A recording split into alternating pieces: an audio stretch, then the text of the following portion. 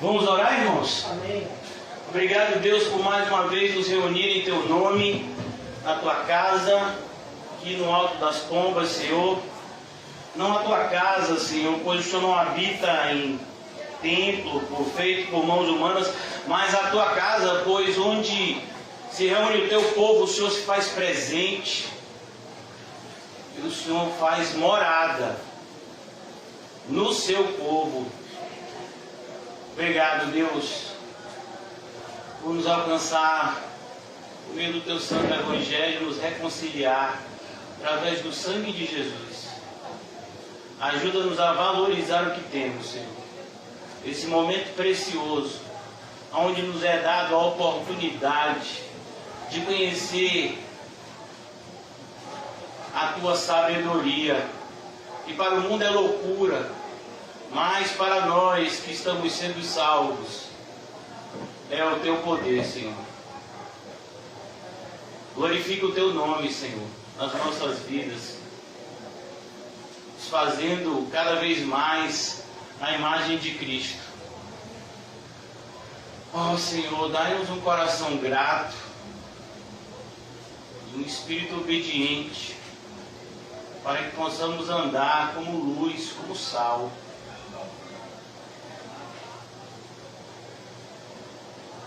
Livra-nos, ó Senhor, das astutas ciladas e nos ajuda a andar em segurança por meio do estreito caminho que nos leva à vida eterna. Abençoa-nos na noite de hoje, Senhor, com uma mente apta a receber a Tua mensagem e um coração desejoso de guardá-la. Em nome de Jesus, amém e graças a Deus. Amém, irmãos? Amém. Todos vocês sabem que nós estamos fazendo um estudo no Evangelho de Marcos. Nós chegamos ao capítulo 14 e o capítulo 14 de Marcos, ele vai trazer esse momento da prisão de Cristo.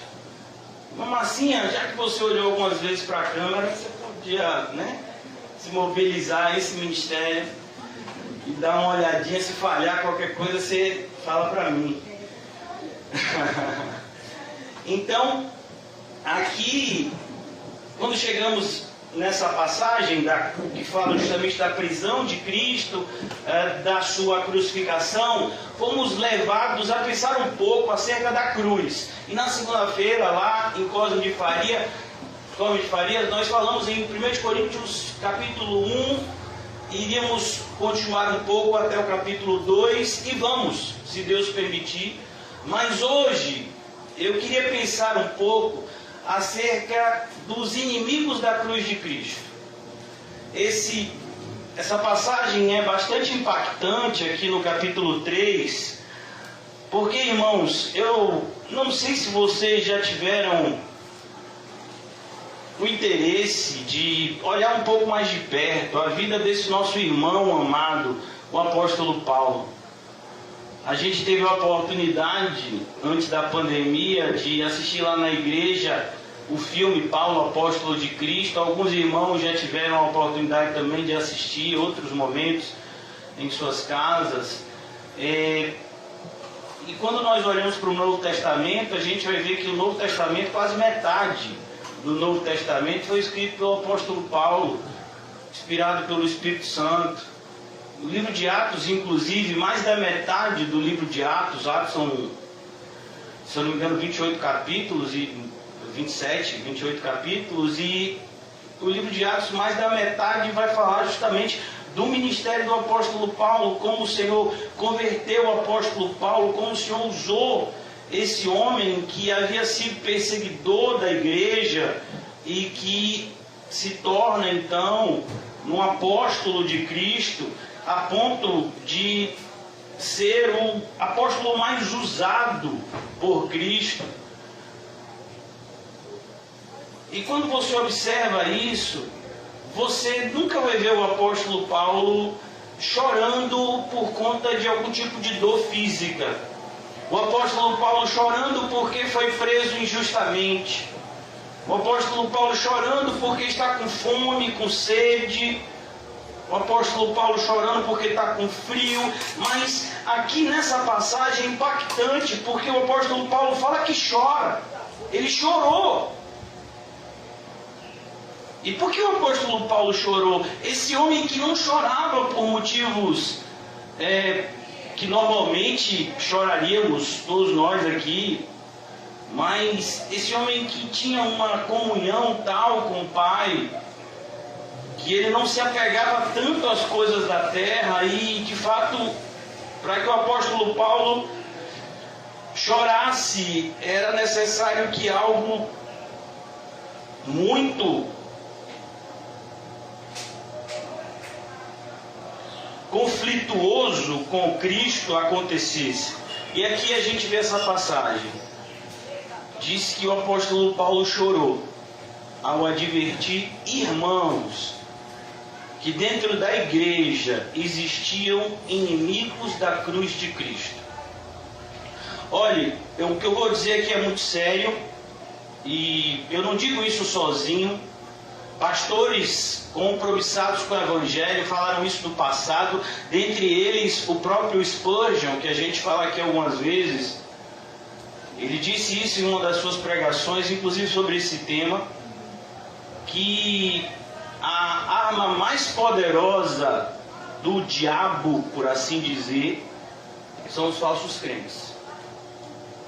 A gente sabe que os ímpios trabalham para o diabo, que os incrédulos são servos do diabo, mas muitas vezes a gente não tem noção de que a arma mais poderosa do inimigo são os falsos crentes. Quem foi aqueles responsáveis pelo aprisionamento e condenação de Jesus? Os falsos religiosos, os falsos judeus, pessoas que se diziam judeus, mas não eram, porque um verdadeiro judeu amaria aquele que veio para eles, que era seu, mas não o receberam. Então aqui o apóstolo Paulo diz: eu chorei ao advertir várias vezes que dentre a própria igreja existem pessoas que são inimigas da cruz de Cristo. E a gente tem que pensar um pouco isso, porque essas pessoas que são inimigas da cruz de Cristo, elas são pessoas altamente influenciadoras. E talvez você tenha sido influenciado e nem saiba. Então é preciso que a gente entenda o que significa ser inimigo da cruz de Cristo. Em primeiro lugar, ser inimigo da cruz de Cristo, irmão, significa buscar a autossatisfação. Olha que coisa simples. Aqui o apóstolo Paulo vai dizer, eu ainda estou na introdução, eu quero ajudar os irmãos a refletir um pouco. Filipenses capítulo 3, versículo 17. Nós vamos trabalhar um pouco esse tema até o final do capítulo 3. E os inimigos da cruz de Cristo estão dentro da igreja, e eles estão dentro da igreja, mas o seu coração não está em Cristo. O seu coração está no mundo. Então é possível alguém estar dentro da igreja fisicamente, mas emocionalmente, espiritualmente, vinculadas ao mundo e ao príncipe deste século. Eles são servos do diabo dentro da igreja. Eles trabalham para o príncipe das trevas dentro da igreja. E o mais assustador é que muitas vezes eles ocupam espaço de liderança na igreja, sendo que são servos do inimigo.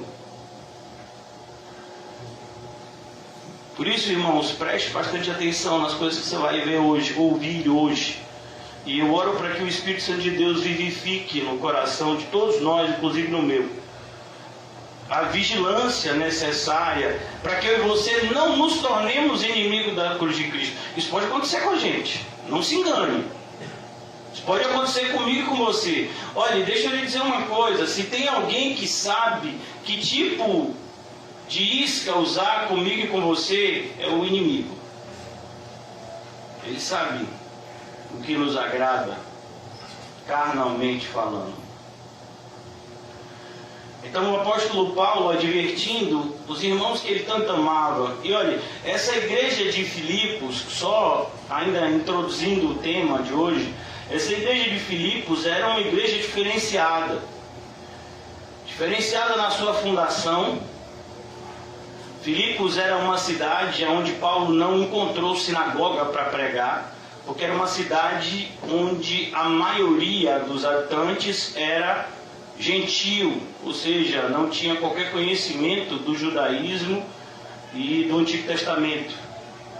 Nas cidades onde não havia 10 famílias, com pelo menos um homem maior, judeu,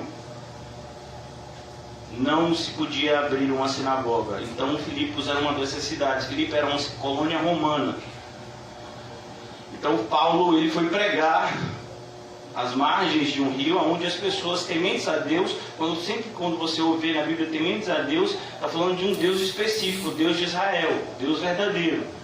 E lá ele prega e a primeira pessoa a se converter é Lídia. Depois nós vemos Paulo expulsando o demônio de uma escrava que dava lucro aos seus senhores adivinhando. Ele é preso por isso e finalmente Paulo prega aquele que tinha sido responsável pela sua prisão, o carcereiro. E logo depois Paulo tem que se ausentar da igreja da cidade de Filipos, mas a igreja fica plantada lá e essa igreja deu muitos frutos. Foi a única igreja que se comunicou com Paulo no sentido de ofertar. Quando Paulo estava pregando em outros lugares, essa igreja estava sempre preocupada em estar participando com Paulo no seu ministério, e eles faziam isso por meio de ofertas que eles enviavam, e às vezes até pessoas da própria igreja que eles enviavam para ajudar Paulo nas suas campanhas missionárias. E é para essa igreja que o apóstolo Paulo, então, Paulo está preso quando escreve essa carta. Ele fala aqui no capítulo 3, versículo 17, entrando agora no nosso texto. O título da nossa mensagem, mais uma vez, é Inimigos da Cruz de Cristo. Nós estamos fazendo uma série sobre a Cruz de Cristo, uma espécie de minissérie. Irmãos, sede imitadores meus, e observai os que andam segundo o modelo que tendes em nós. Olha, o apóstolo Paulo ele deixa de maneira muito clara: você tem no mundo dois modelos a seguir. Ou você segue o modelo do mundo, ou você vai seguir o modelo de Cristo.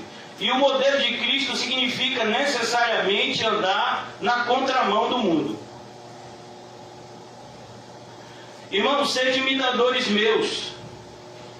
Paulo diz, sede imitadores meus, mas qual é o sentido disso? Paulo queria que as pessoas cultuassem a Paulo, imitassem a Paulo? Não, Paulo estava dizendo aquilo que ele já havia pregado aos coríntios: sede meus imitadores como eu sou de Cristo. Paulo se identificava como imitador de Cristo. Então ele diz, tem um modelo certo, tem um modelo errado. A igreja é a mesma coisa. Você vai ver que debaixo desse título, igreja evangélica, você vai ver todo tipo de anomalia. Várias igrejas evangélicas. Às vezes você vai fazer um levantamento estatístico, quantas igrejas evangélicas tem em determinado bairro. Tem 300 igrejas evangélicas. Será que são evangélicas? E aí Paulo está falando isso. Você tem modelos a seguir. Qual é o modelo que você está seguindo aqui hoje? Os que andam segundo o modelo que tendes em nós. Paulo diz, tem um modelo correto de se viver o cristianismo e tem um modelo errado. Pois muitos andam entre nós, dentro da igreja. Filipenses 3,18. Muitos andam entre nós. Entre nós é quem? Dentro da igreja. Muitos estão dentro da igreja. E aí é aquilo que eu disse para vocês inicialmente. Você não vai ver o apóstolo Paulo chorar porque está faltando comida, o apóstolo chorar porque, ele está com frio, o apóstolo Paulo chorar porque apanhou, o apóstolo Paulo chorar porque ele está com o navio naufragando. Não, mas o apóstolo Paulo chora aqui. ao perceber essa realidade que já havia sido profetizado pelo próprio Senhor Jesus, que os inimigos do homem seriam de dentro da sua própria casa, e isso se refere também à casa de Deus. Que coisa triste. Pessoas que se dizem irmãos, pessoas que têm a linguagem às vezes de crente, a paz do Senhor, varão, paz e graça, irmão, oh glória a Deus, aleluia. Mas aqui a gente vai ver adiante, o desejo dessa pessoa não é o céu. O desejo dessa pessoa é viver se satisfazendo nas coisas da terra. Mas ele diz que é crente. Pessoas que trocam de namorado e namorada como troca de roupa. Pessoas que, trocam de igreja como pintam a parede de sua casa. Eu não gostei do rosa, vou pintar de laranja. Tem gente que é assim. Eu não gostei dessa igreja porque o pastor, ele falou isso. E eu não gostei, vou para essa daqui. Eu não gostei disso, eu vou fazer. A gente olha para o evangelho de hoje, meu Deus, o povo não tem compromisso nenhum. É assustador, zero compromisso. Qualquer coisa é razão para você quebrar a aliança que supostamente você tem com Cristo. Será que isso é aliança?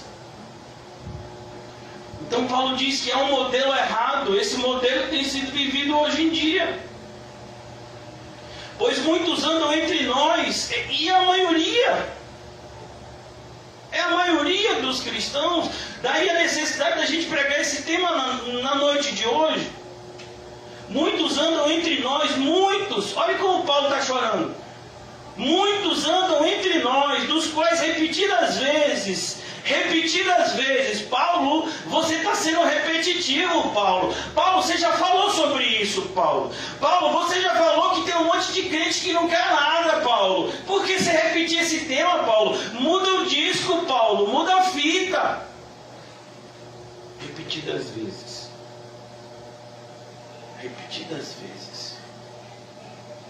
Eu vos dizia, falando passado, a quantidade de vezes que ele já havia repreendido, exortado a igreja, cuidado com isso, cuidado com isso. E agora vos digo, até chorando, e é aqui que a gente fica perplexo. Paulo está chorando. Talvez seja a primeira vez que você vai ver na Bíblia Paulo chorando. Paulo não chorou quando apanhou. Paulo não chorou quando tomou açoites. Paulo não chorou com o naufrágio. Paulo não chorou quando ficou 24 horas na voragem do mar. Paulo não chorou. Mas Paulo chorou aqui. Ao perceber que aqueles que ele havia evangelizado, que estavam dentro da igreja, muitos estavam sendo servos do inimigo dentro da igreja, como lobos disfarçados de ovelha, esperando uma só oportunidade para dilacerar o rebanho. Assustador, né, irmão? É assustador, eu fico assustado com essa verdade, mas é verdade. Isso acontece. Isso está acontecendo agora. Agora, está acontecendo agora. Muitos andam entre nós, dos quais repetidas vezes eu vos dizia, e agora vos digo. E Paulo diz assim, eu disse várias vezes e vou dizer de novo, porque eu quero o bem de vocês. Até chorando, são inimigos da cruz de Cristo. Então não tem como a gente falar da cruz de Cristo, como a gente começou a falar na segunda-feira, sem falar dessa realidade. A igreja está cheia de inimigos da cruz de Cristo. O Deus deles, Paulo vai dizer aqui, é o próprio ventre. Então Paulo diz, eu chorei ao ver isso e a advertir aos irmãos E eu fico triste porque às vezes eu busco ter, né, esse mesmo compromisso do apóstolo Paulo de tratar os irmãos com amor, advertindo eles seriamente dos perigos que eles estão correndo muitas vezes e não percebem.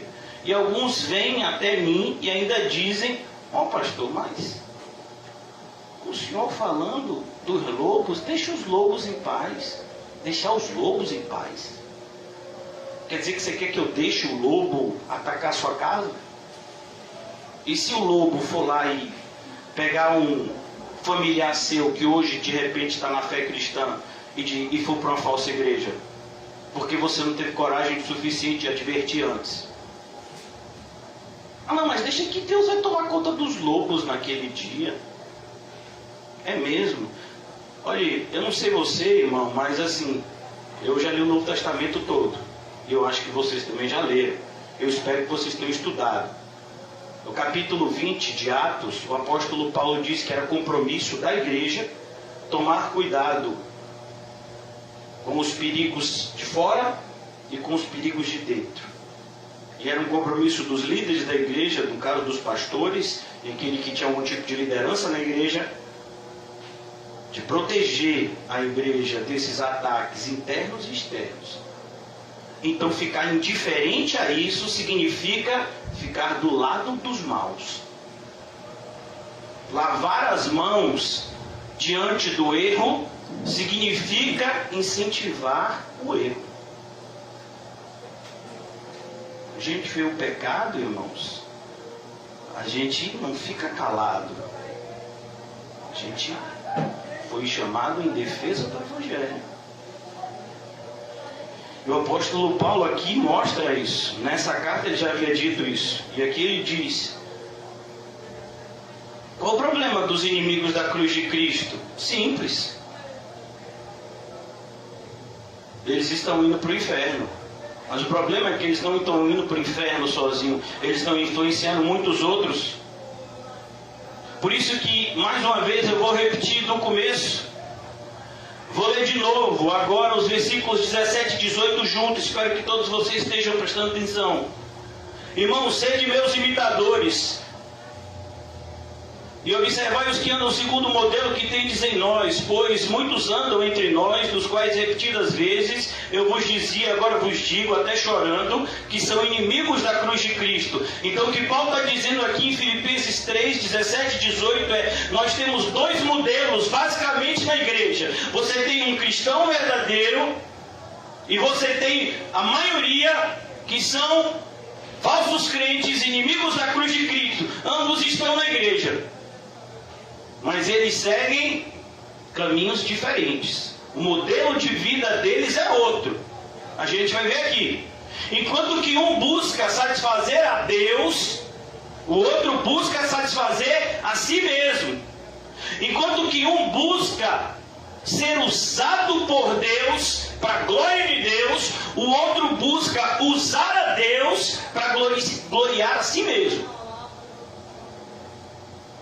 Estão dentro da igreja. Perigosíssimo isso. Versículo 19, continuando a nossa exposição: o destino deles é a perdição. E o que o apóstolo Paulo está dizendo aqui é o que Jesus já havia dito. O que foi que Jesus disse em Mateus capítulo 7? Eles dizem Senhor, Senhor. Muitos naquele dia me dirão Senhor, Senhor, e eu vou dizer a eles o quê? Apartai-vos de mim. São essas pessoas. Elas vão dizer: mas Cristo, eu sou seu amigo, Cristo. Você não é amigo, você é inimigo da minha cruz. Você vivia em iniquidade. Isso é um inimigo da cruz de Cristo. É aquele que diz amar a Cristo, mas ele ama também o pecado. Como é que você pode amar a Cristo e amar o pecado? Ah, eu consigo. Eu amo a Cristo e amo também o pecado.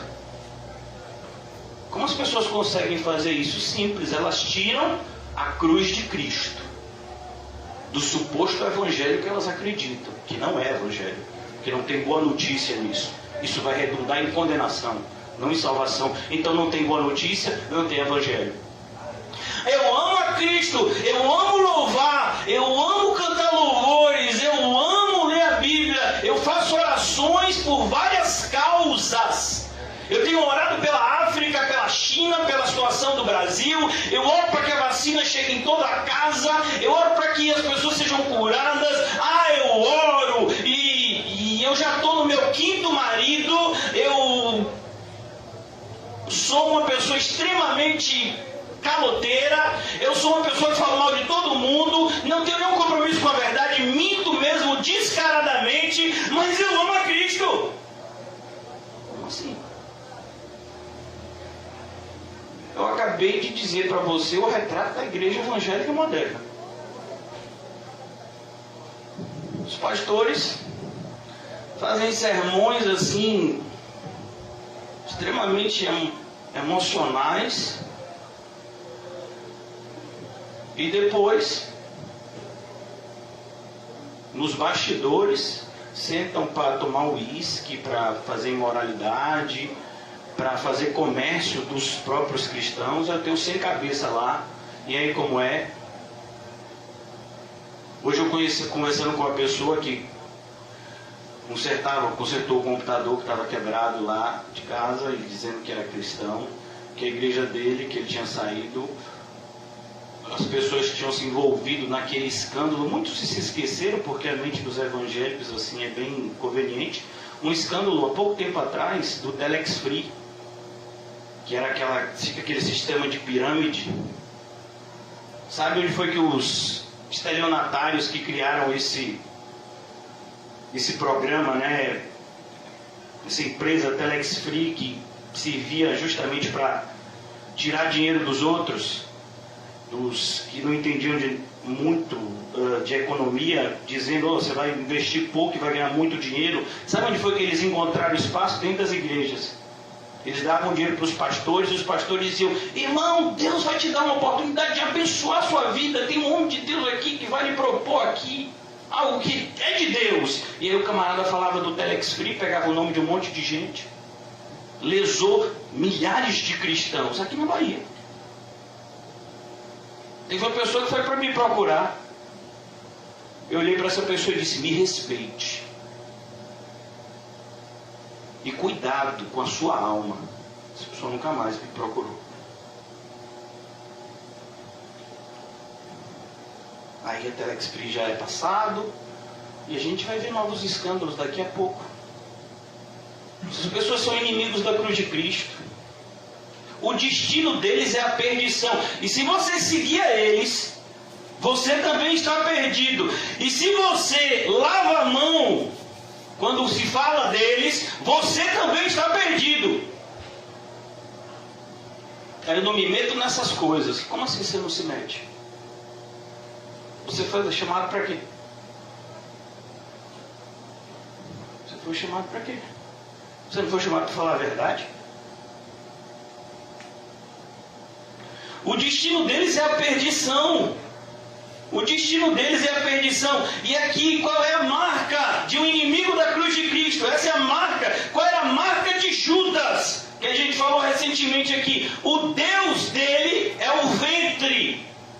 O ventre aqui, irmãos, do ponto de vista, do contexto bíblico, principalmente aqui de Filipenses, a ideia é: o ventre é o centro da nossa vontade, é os nossos desejos. Então, o Deus daquelas pessoas é um Deus que satisfaz os seus desejos. Para aquela pessoa, para essas pessoas que estão na igreja, o Deus delas, pelo menos na mente delas, é como o gênio da lâmpada daquele conto infantil de Aladim. Só que em vez deles esfregarem a lâmpada, eles usam a expressão: eu determino, em nome de Jesus, que meu Deus vai fazer isso. Eu determino. Você determina o quê? O que você pode determinar? Me diga aí. Me diga o que você pode determinar. Seu verme. Porque a Bíblia diz que eu e você somos vermes de Jacó. Ah, não, eu sou um filho de Deus. Me respeite. Se você fosse filho de Deus, você era humilde.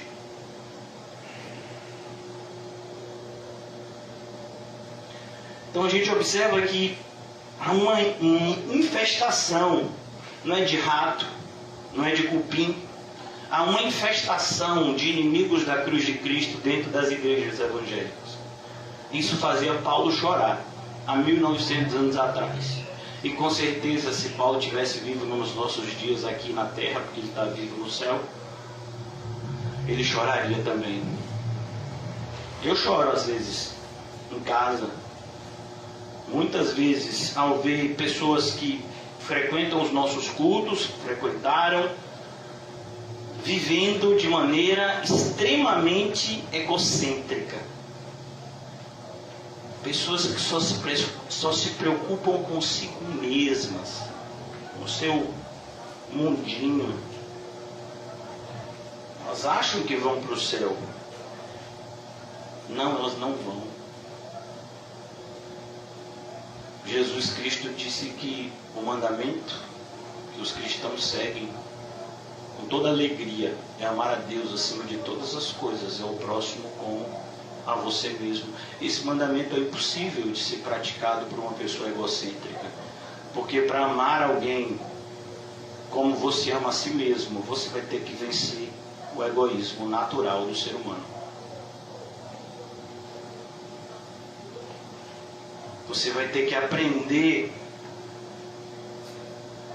a maravilha de que mais bem-aventurada coisa é dar do que receber. Você acha que isso entra na mente de alguém evangélico atual? Claro que não, irmãos. O destino deles é a perdição. O destino dessas pessoas é a perdição. E eles estão fazendo muitos imitadores. Mais uma vez, eu quero que você preste atenção nesse texto. Porque Paulo está dizendo... Esse texto está tudo conectado ao que está escrito aqui no versículo 17. Irmãos, sede meus imitadores e observais os que andam segundo o modelo que tem de nós. Porque há um modelo errado que tem sido imitado, enquanto que o modelo correto tem sido odiado. Quando você fala para alguém, irmão, vamos viver dessa forma, que é a forma certa, que é a forma que Cristo ensinou para a gente viver. Ah, não, ninguém vive como Cristo. Você está querendo ser um santarrão? Ninguém vive como Cristo, rapaz. Você está querendo tirar uma de santo, rapaz? Não, não quero tirar uma de santo. Eu quero viver como santo. Porque é para isso que a gente foi chamado. Sem santificação, ninguém verá o Senhor. Então a gente fica escandalizado, irmão. Pelo menos eu fico. Quando eu estudo a Bíblia, quando eu medito, quando eu oro. Meu Deus! Como isso é real nos nossos dias. O destino deles é a perdição. Esse é o problema. Não ache que você vai andar pelo caminho largo e que você vai entrar no céu. Não vai. Vai entrar no céu. Para entrar no céu, antes você tem que entrar aqui na terra pela porta estreita. E aqui na terra andar pelo caminho apertado. Aí você entra na porta do céu. Mas quem entra aqui na terra pela porta larga, quem anda pelo caminho espaçoso, não se engane, não vai para o céu. O destino deles é a perdição. O Deus deles é o ventre. E por que o Deus deles é o ventre? Porque eles só se preocupam com as coisas terrenas. Meu Deus, é a igreja de hoje. Só se preocupam com as coisas terrenas. Casa, comida, vestimenta, saúde, dinheiro no bolso, vida afetiva. Só se preocupam com as coisas terrenas. E o problema dessas pessoas que só se preocupam com coisas terrenas é que elas vão viver uma vida extremamente infeliz. O Deus deles é o ventre. Então, quando você cria um Deus falso não pode te ajudar quando você precisa. O que Jesus falou do mercenário? O mercenário, quando vê o lobo, ele foge e deixa as ovelhas serem dilaceradas pelo lobo. Assim são os falsos deuses. Cadê o pessoal que acredita nos falsos deuses? Por que não tem uma cura? Pegue essas milhares de pessoas do Brasil que morreram e veja a quantidade de pessoas dessa que morreram, que são adeptas de religiões místicas. Não, mas fulano de tal disse que não sei quem não vai morrer, e morre.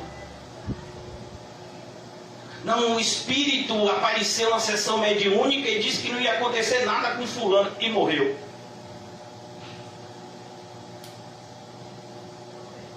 São deuses estranhos, não tem poder nenhum.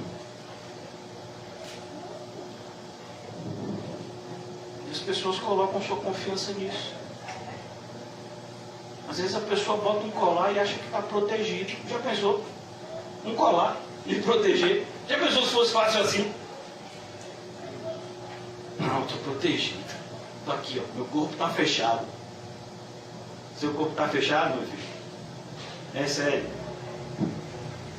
Cuidado. A vã confiança, ela leva ao desespero. O destino deles é a perdição. O Deus deles é o ventre. O ventre. E a glória deles é a sua infâmia. Olha que coisa. O que eles usam como propaganda para dizer que Deus os ama é uma vergonha. Então, por exemplo, quando uma pessoa diz: pastor, Deus é na minha vida. Por quê? Olha, lá em casa tem tanta carne de primeira que está estragando. Uma pessoa diz isso para mim, é porque não diz, né? Porque já sabe da minha característica. E essas pessoas nem se aproximam. Às vezes eu até agradeço a Deus pela minha aparência de ogro. É uma defesa para mim. A pessoa nem chega para falar determinadas coisas. Mas imagine, a pessoa chegar para você e dizer assim: ô Delfinho, ó, eu vou dizer uma coisa para você. Eu tenho tanto sapato lá em casa, que se eu passar um ano usando sapato diferente, eu acho que eu não calço todos. Olha como Deus é na minha vida. Você é uma centopeia? Para que você quer tanto sapato? Com um monte de gente andando descalço. Rapaz, tem roupa no meu guarda-roupa que não está candigando. Ah, é? E você está com a etiqueta bem grande na sua testa, condenação. Cadê a sua generosidade? Você percebeu porque as pessoas têm tanta dificuldade em ofertar, em dizimar, em cooperar uns com os outros, em ter compromisso com a igreja? Por quê? Porque elas têm compromisso apenas com o seu próprio ventre. Eles só têm compromisso com o seu ventre. Eu acho engraçado, eu tive a convivência, né, com uma pessoa que se dizia cristã, e motivo de muita tristeza para mim. Eu evangelizei essa pessoa, batizei. E essa pessoa, quando estava endividada, ore, estou muito endividada, estou com isso para pagar, com aquilo. Agora que está cheio de dinheiro, meu filho, pergunta se pede para orar. Ô pastor, olha aí por mim para me dar discernimento, para eu ser uma pessoa generosa. Meu filho, não dá nem paz do Senhor. Às vezes quando vai para o culto, que ainda vai, viu? Tem felicidade, ainda vai para o culto. Vai para o culto, meu filho, terminou, chega no culto, depois que começou, e vai no culto, terminou, vai. Piscou, já foi. Eu acho até bom, né? Porque é para não influenciar outras pessoas para essa avareza. Mas você fica assim assustado. A pessoa ouviu o culto, ouviu esse culto, ouviu outros cultos. Isso que está vendo que é para ela.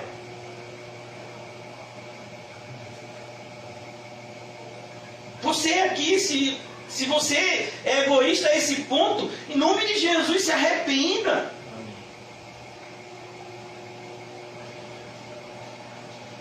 O destino deles é a perdição, o Deus deles é o ventre, e a glória deles é a sua vergonha.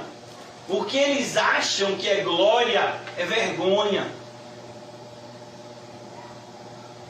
Visto que só se preocupam com as coisas terrenas. Então essas pessoas que só se preocupam com as coisas terrenas, qual é o referencial deles de Deus? É um Deus terreno como eles.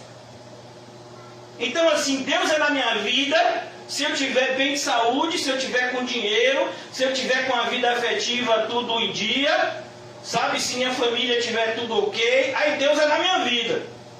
Se minha vida estiver com problemas, então assim, Deus não é na minha vida. Se eu estiver passando por lutas e dificuldades, então Deus não é na minha vida. Ou Deus não é na vida de fulano, porque passa por muitas lutas. Esse é o referencial de muitas pessoas na igreja hoje. Eu mesmo fui chamado à fé, ou à falta de fé, em uma suposta igreja evangélica, onde me disseram isso, que tem uma posição que é só bênção. Se você ficar nessa posição, eu não sei se é acocorado, cabeça para baixo, como um morcego, não sei. Eu sei que é uma posição que você fica, crente, fique na posição que Deus vai te encher de bênção, de dinheiro, de tudo você imaginar. Aí eu ouvi uma vez uma pessoa dizendo assim, sempre fui crente e eu tive o sonho de casar e ter uma lua de mel em Paris e Deus realizou esse meu sonho. Oh, como meu Deus é maravilhoso. Eu olhei para essa pessoa, no meu íntimo, né? Quando uma pessoa dessa você não chega nem perto, né? Ainda mais eu. A pessoa, imagina você falar, essa pessoa não tem vergonha não de falar isso. Onde é que foi a lua de mel da mãe de Jesus? Alguém pode me dizer? Em cima de um jumento, indo para Nazaré, de barrigão. A lua de mel de Maria.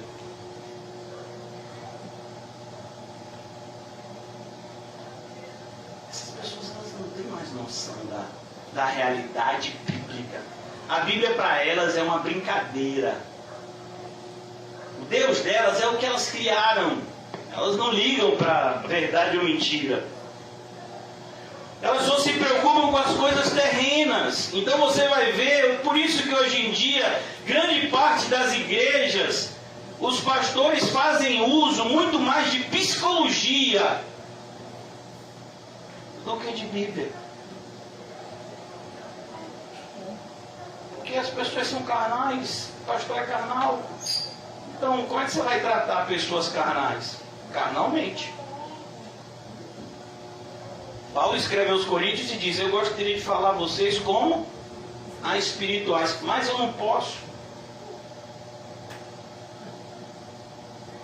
Aqui o apóstolo Paulo podia falar como a espirituais. Era uma igreja diferenciada, a igreja de Filipos. Já disse a vocês no começo. Paulo está falando sério com eles. O destino deles é a perdição, Deus deles é o ventre. Cuidado com aqueles que são inimigos da cruz de Cristo, eles estão perto de você. E ore para que você não seja influenciado a tal ponto por eles, que você se torne um deles. Inimigos da cruz de Cristo. Que nada, vou nada para aquele evangelho, só fala de sofrimento. Não, que nada, eu quero ser feliz. Eu quero ser feliz, eu quero melhorar dessa terra, mano. Eu quero fazer minhas viagens para o exterior. Aqui a gente tem um monte de viagem para o exterior, quem quer? A gente estava fazendo uma campanha para quem vai para Líbia, Síria, Coreia do Norte, China. Alguém? Oriente Médio? Ninguém? A gente está esperando ainda os candidatos. O irmão Paulo já está convocado. Ele que vai louvar. Ele que vai louvar. Nadinho. Ele é Rodolfinho. É. Irmãos, eu quero perguntar a você de maneira muito direta. São 6 horas e 55 minutos. Eu não vou prolongar muito, vou acabar daqui a alguns minutos, se Deus permitir. Nas 18 horas do dia de hoje, quantas horas você pensou nas coisas terrenas?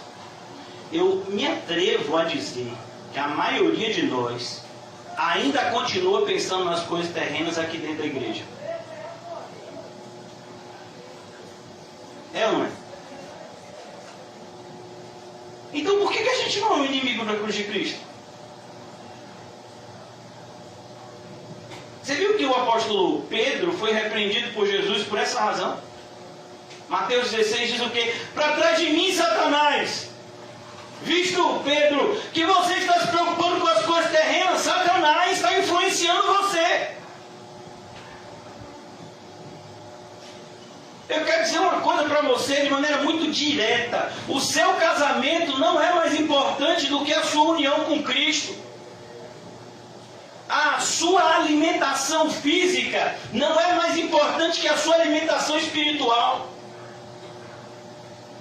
A sua suposta felicidade não deve ser a sua prioridade. A sua prioridade deve ser a busca pela santidade. Pelo menos se você se diz cristão. Se você tentar ser feliz, você nunca vai conseguir. Mas se você buscar ser santo, você vai ser feliz. Porque feliz é a nação, cujo Deus de Israel é o Senhor. E o Deus de Israel ele tem uma característica central. Qual é? Ele é santo, santo, santo. E ele diz, sede santo, porque eu que sou o seu Deus, sou um Deus santo. Então quando você busca ser santo, a felicidade vem até você. Mas se você viver em busca da felicidade, você nunca vai se encontrar com ela. As pessoas estão na igreja, mas eles não são igreja. Eles buscam usar a igreja para atingir os seus objetivos. Muitos têm objetivos bem traçados.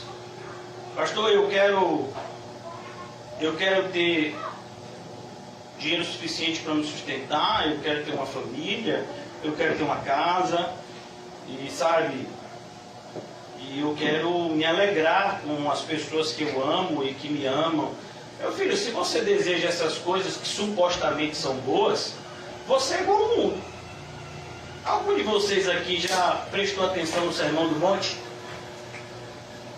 Se a gente amar somente os que nos amam, qual é a diferença que a gente tem do mundo? Zero.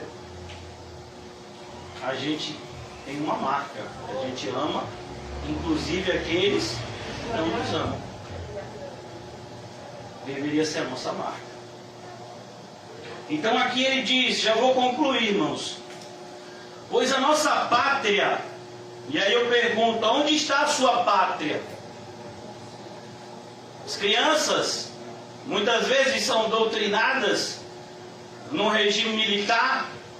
Pátria amada Brasil. Deixa eu lhe dizer uma coisa, você pode até amar a pátria Brasil.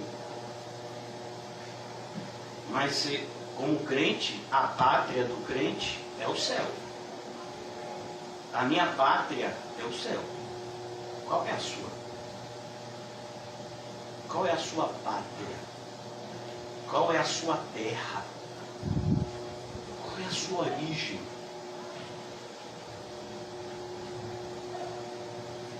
Sabe, se você prestar atenção, irmãos, cada país tem as suas características. Assim como as pessoas que têm a pátria aqui na terra têm características, as pessoas que têm a pátria no céu têm características. Pois a nossa pátria está no céu, nos céus. de onde também aguardamos o Salvador. Então perceba qual é a diferença dos inimigos da cruz de Cristo para aqueles que amam ao Cristo, que morreu por eles na cruz e ressuscitou no terceiro dia. Qual é a diferença? Essa daqui. Eles aguardam o Salvador. A alegria deles nunca vai estar nas coisas daqui da terra. Ainda que nós nos alegremos nas providências de Deus, no cuidado que Deus tem com a gente, imerecidamente, diga-se de passagem. Deus nos alimenta, nos veste. Nós somos gratos e nos alegramos por esse amor de Deus para conosco. Mas na ausência dessas coisas, não nos faltará alegria, porque a nossa alegria está na segurança de que nós temos uma pátria no céu, que aguardamos chegar em breve lá. Essa é a nossa alegria. A esperança que não nos decepciona. Qual é a prova do amor de Deus? Ele entregou o seu Filho por amor a nós. Os dois versículos mais conhecidos do Novo Testamento, sem dúvida, João 3,16, porque Deus amou o mundo de tal maneira que deu a vida do seu Filho unigênito para que todo aquele que nele crê não pereça, mas tenha vida eterna. E um dos outros versículos, um outro versículo extremamente conhecido no Novo Testamento é: porque aquele que deu o seu próprio Filho por amor a nós, como não nos dará juntamente com ele todas as coisas? Romanos 8. Então nós aguardamos esse Deus maravilhoso. E nós amamos a Deus não pelo que Ele pode nos dar, mas por quem Ele é. E pelo que Ele fez por nós em Cristo. Essa é a fonte do nosso amor. Não as coisas que Deus nos concede. Você vê um homem rico, um homem que se satisfez em todas as áreas, Salomão. E você sabe o que foi que Salomão conseguiu encontrar? Depressão. Depois de buscar satisfação em tudo quanto é coisa que você imaginar aqui na terra, ele disse: tudo é vaidade. E José tem até uma blusa, acho que ele ganhou, né? Que ele usa. Quando eu olho para essa blusa eu me lembro disso. Você lê o livro de Eclesiastes, você vê, tudo é vaidade, tudo. A única coisa nesse mundo que não é vaidade é o que não é deste mundo. São as coisas do alto. Por isso que a marca do cristão, como uma carta que é muito próxima a essa carta, é a carta de Colossenses, não somente próxima na Bíblia, mas também próxima no sentido da sua linguagem. E Colossenses, Paulo escreve àquela igreja e diz: se nós já ressuscitamos com Cristo, uma marca qual é? Nós buscamos as coisas que são do alto. Você já ressuscitou com Cristo? Então você busca as coisas que são do alto.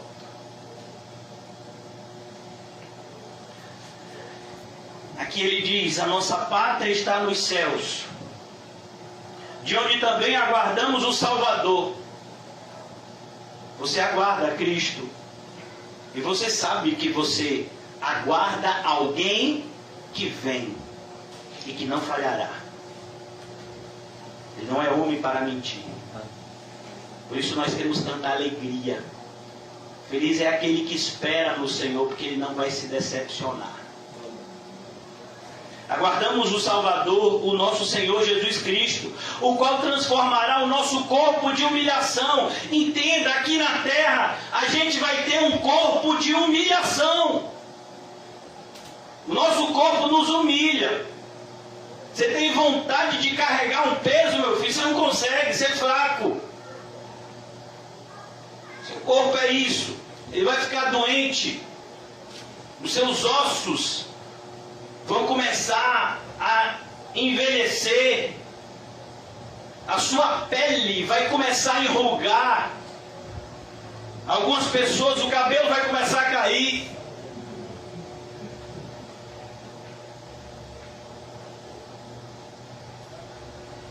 E o homem fica sempre tentando disfarçar o tempo. Você sabia que o Brasil é o segundo país no mundo onde mais se faz cirurgias plásticas? Você sabia disso? Você sabia que uma das indústrias mais ricas do mundo é a indústria de cosméticos? Porque as pessoas querem disfarçar o tempo. Por que isso, irmão? Por que você tem tanto medo de envelhecer? O problema não é envelhecer. O problema é viver e morrer sem Cristo. Pois a nossa pátria está nos céus, de onde também aguardamos o Salvador, o Senhor Jesus Cristo, o qual transformará o corpo de humilhação para ser igual ao corpo da sua glória. Nós receberemos um novo corpo, segundo a eficácia do poder que Ele tem. Ele tem poder. Aqui na terra ninguém tem poder. E a gente tem visto quanto o homem tem se batido por conta de um vírus. Um vírus. As crianças vão estudar isso na escola. Os cientistas, eles se debatem até nisso. Aqui a gente tem um irmão que com certeza já estudou isso, ou está estudando, que ele faz química. O vírus, se você for estudar sobre o vírus, os cientistas não chegaram à conclusão se ele é um organismo vivo, um ser vivo ou não. E para ser um ser vivo tem que ter determinadas características. Tem cientistas que dizem não, o vírus é um ser vivo, outros dizem que não, que é um organismo. O vírus tem causado tanta destruição. Cadê a sabedoria do homem? Cadê o poder do homem de fazer? O homem tem poder para fazer bomba, para fazer acontecer, para destruir. Mas e o poder para salvar? Cadê? O homem tem poder para destruir, né? E o poder para salvar? Cadê? Não tem. Muitas pessoas que dizem porque os médicos são heróis. Você acha mesmo? Você acha que uma pessoa que trabalha por dinheiro é herói? Na minha Bíblia o nome disso é mercenário. Pastor, o senhor está falando que os médicos são mercenários? Estou.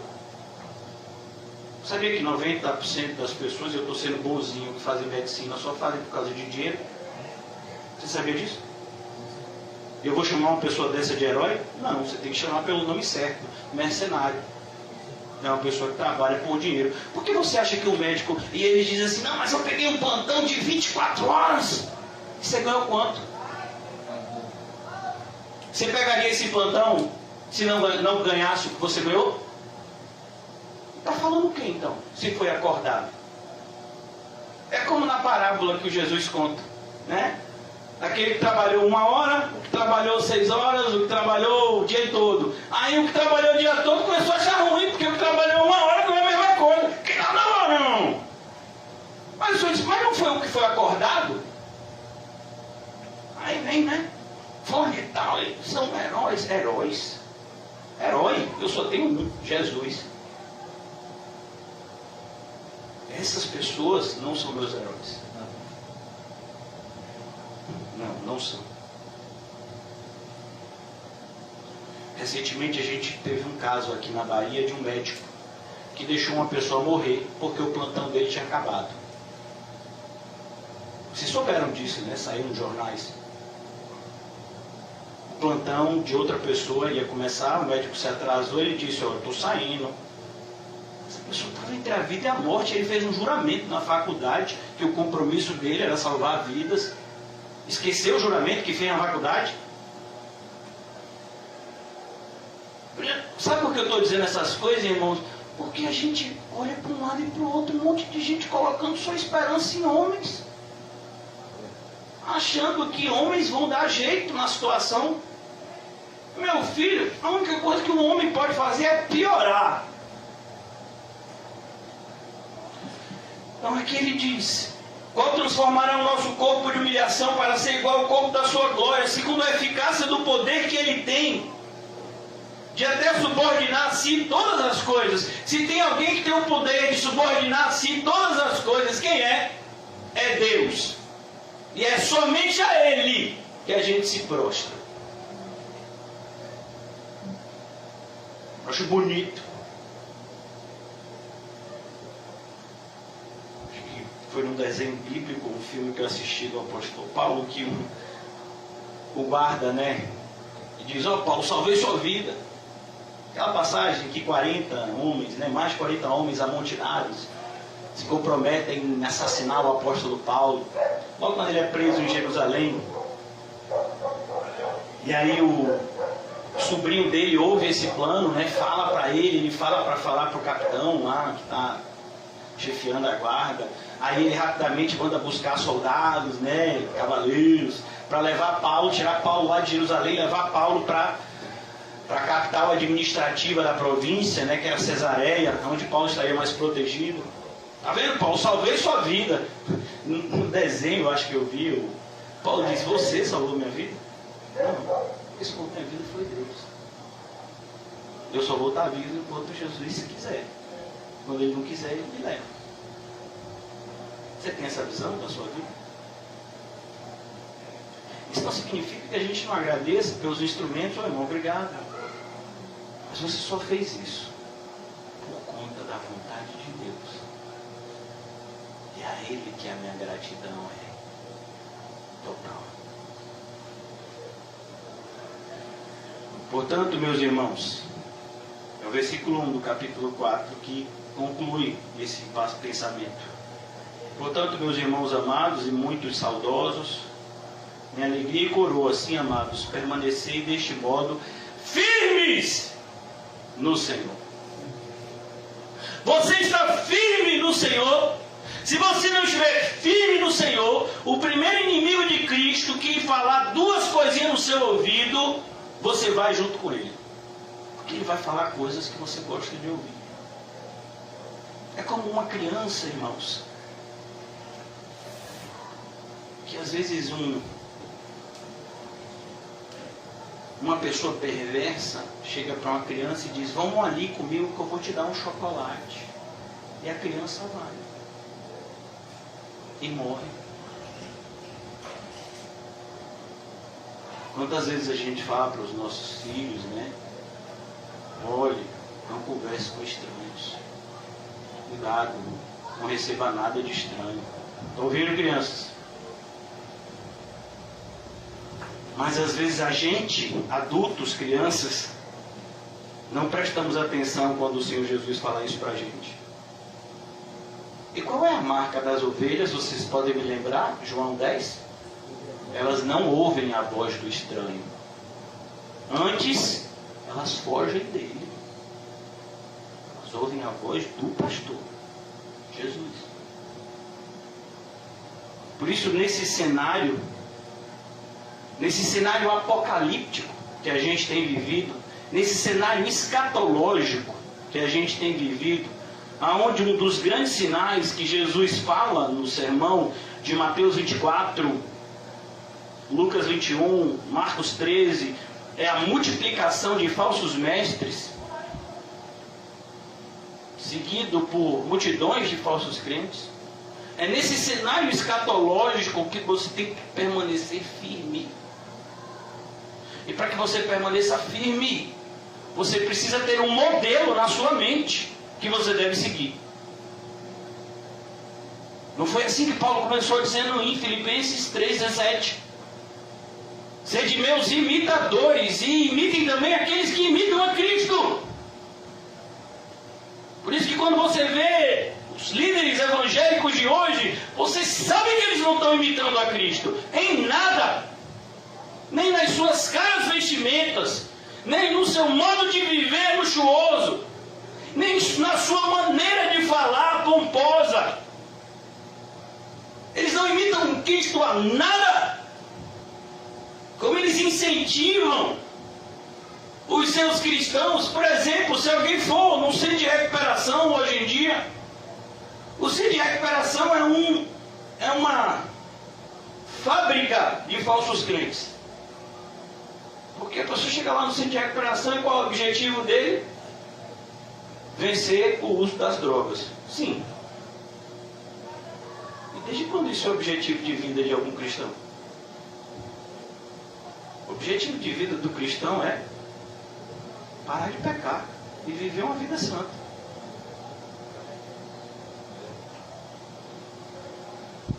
Então a gente observa que está tudo errado, irmão. Por isso eu oro nessa noite para que a gente seja um remanescente fiel. Para que a gente entenda o privilégio e ao mesmo tempo a responsabilidade de, pela graça de Deus, não fomos influenciados pelas doutrinas diabólicas que têm dominado grande parte daqueles que se dizem cristãos e não são. Isso é um privilégio, mas também uma grande responsabilidade. Devemos viver como luz e sal. Aqueles a quem mais é dado, mais lhe será exigido. As pessoas dizem, pastor, eu não entendo porque a nossa tão pequena congregação, são tantas lutas. O pessoal me falou recentemente. A congregação vive envolta a lutas, a tribulações, dificuldades de toda sorte. Por quê? Por que você acha? Porque ainda tem luz.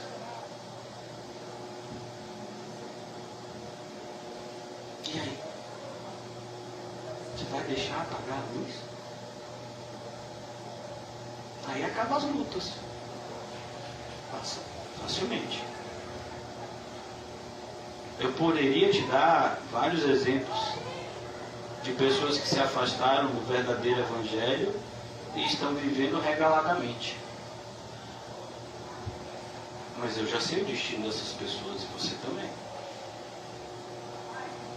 Por isso a gente tem que acordar, irmãos. É tempo nós nos levantarmos com um compromisso cada vez mais sério com Cristo.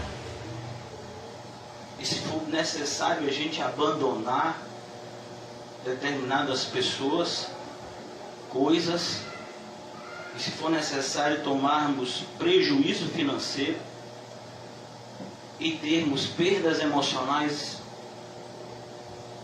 tudo isso vai ser pouco para a seriedade que esse momento exige. Do que adianta? Eu vi esse exemplo de um pastor que pregava sobre isso.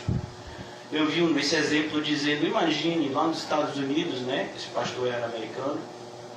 Ele estava dizendo, imagine uma pessoa que chega lá, a notícia para ele, que ele acabou de ganhar 100 milhões de dólares. 100 milhões de dólares seria algo em torno de mais de 500 milhões de reais. Ele ganhou isso, 100 milhões de dólares. Aí essa pessoa não fica alegre. Aí você diz assim, porque essa pessoa não ficou alegre? Porque essa pessoa está no corredor da morte. E a condenação dela está marcada para o dia seguinte. Qual é a diferença para uma pessoa que vai morrer no dia seguinte? Se ele ganhou 100 milhões de dólares ou se ele tem 0 dólares na conta? É a mesma coisa, qual a diferença? Se você teve um casamento maravilhoso, dos seus sonhos, a lua de mel maravilhosa, que você satisfez isso e aquilo, que você foi isso, que você foi aquilo, realizou tudo que você sempre sonhou, viveu desse jeito, desse, o que vai adiantar isso se você vai para o inferno?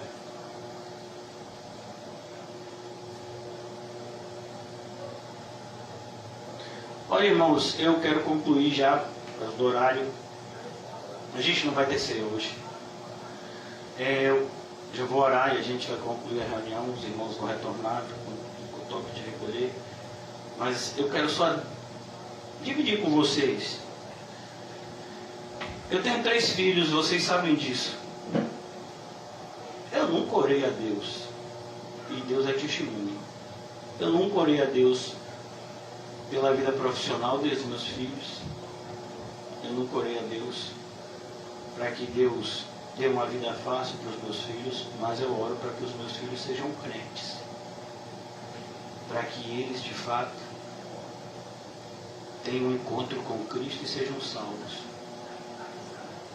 E eu posso presenciar a minha oração sendo ouvida por meio de dificuldades que eu já vejo meus filhos em tenra idade passando.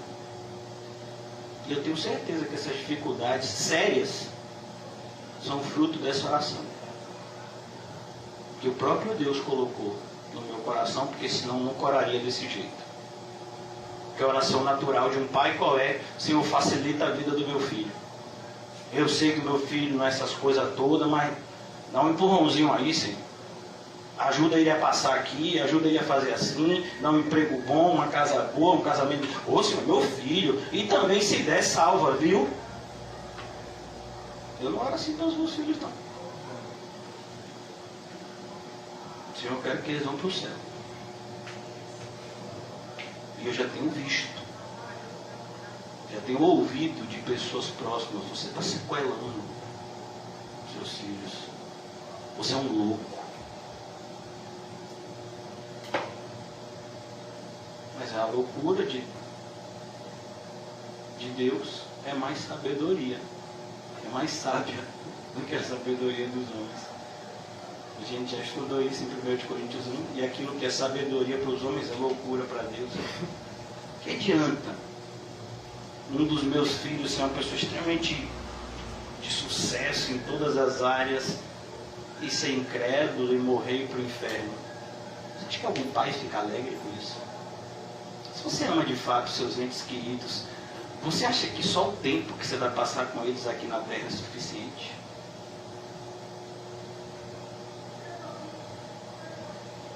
Então a gente tem que pensar, irmãos, que tipo de cristianismo você quer ter. O mais difícil, irmãos, não é o cristianismo que recebe, é o cristianismo que dá. Esse é o mais difícil. Você está disposto a abrir mão? Abrir mão para ver o poder de Deus acontecendo? Convido você para esse privilégio, irmãos. Vamos orar. Ó Deus, o Senhor sabe o quão carnal nós somos e o quanto essa mensagem nos revela. Por isso nos ajuda, Senhor, a sermos livres dessa insensatez de viver apenas por um momento de prazer e uma eternidade de condenação. E ajuda-nos, Senhor, a vivermos como sábio, contando os nossos dias, entendendo que vivemos para a eternidade e não somente para esse mundo presente. Dai-nos, Senhor, dessa sabedoria de usar cada momento, cada segundo que o Senhor nos concede para a Tua glória e não para a nossa, para a Tua satisfação e não para a nossa, para que a Tua vontade seja feita e não a nossa. Ajuda-nos a viver dessa forma, Senhor, pois somente dessa forma vale a pena viver. Em nome de Jesus. Amém? E graças a Deus. Amém, irmãos? Saúdem-se mutuamente com um olhar santo e diga a você mesmo: não seja inimigo da cruz de Cristo.